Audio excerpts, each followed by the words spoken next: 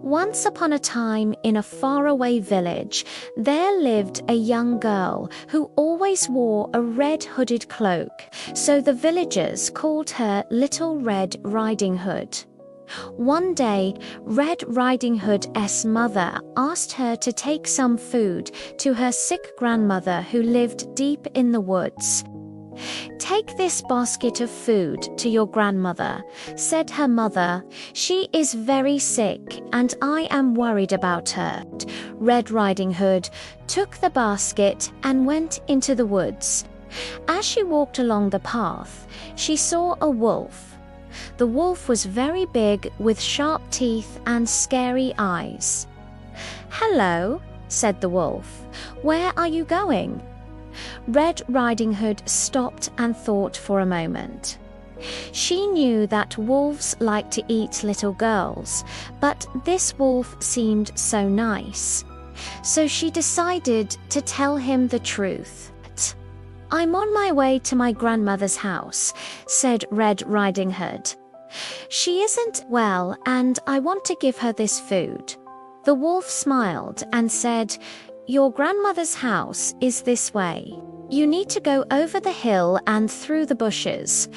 But why don't you take a shortcut?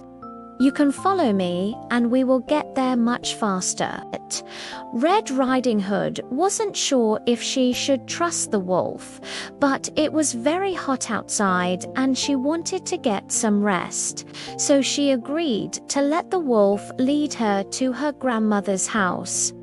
They walked together for a while, and although the wolf was big and strong, he didn't seem to be in a hurry. He walked slowly so that Red Riding Hood could keep up with him. After a while, they came to a tall hill. "Go ahead," said the wolf. "I will wait for you here until you come back." Red Riding Hood climbed over the hill and soon she saw her grandmother's house. She waved to the wolf and ran inside.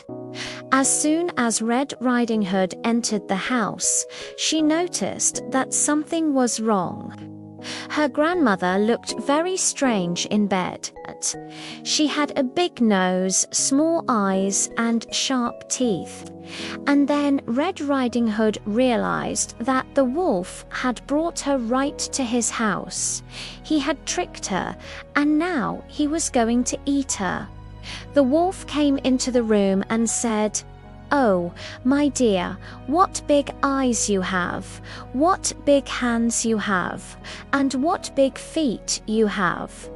Red Riding Hood wasn't afraid anymore.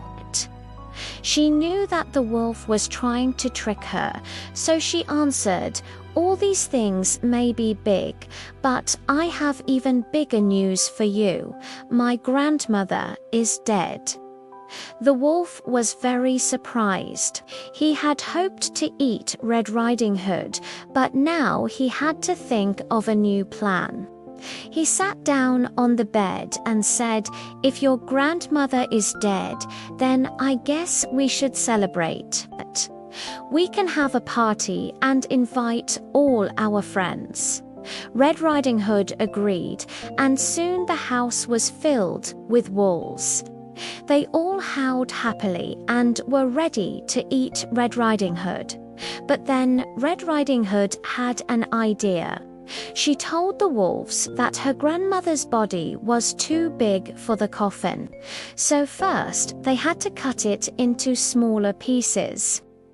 The wolves liked this idea, and they all started to work. They used sharp knives and cut the body into many pieces. After they finished, Red Riding Hood told them that she wanted to take one last look at her grandmother's face. The wolves agreed, and one of them even helped her to climb onto the bed. But when Red Riding Hood turned around, she saw that all the wolves had disappeared. In their place were her grandmother and a hunter. "Don't be afraid, my child," said the grandmother. "This hunter and I came to rescue you from those wolves. Then the grandmother explained everything to Red Riding Hood. She told her how she had met the hunter in the forest and how they had made a plan to save Red Riding Hood from the wolves. The hunter then took Red Riding Hood and her basket of food, and they all left the house. As they walked through the forest, Red Riding Hood couldn't believe that she had been saved. She had been so close to being eaten by the wolves, but now she was safe. From that day on, Red Riding Hood never listened to strangers again, and whenever she saw a wolf in the forest, she ran away as fast as she could. That's a wrap, folks. Thanks for hanging out with me today. Hey guys, do you know someone who loves the story of Little Red Riding Hood? Why not send them this video so they can enjoy it too? And if you haven't already done so, please click the subscribe button below. It really helps us out. And don't forget to leave us a comment so we can make more great videos for you. Thank you for listening to today's bedtime story. We hope this gentle tale helped you relax and improve your English listening skills. Sweet dreams, and see you in the next story.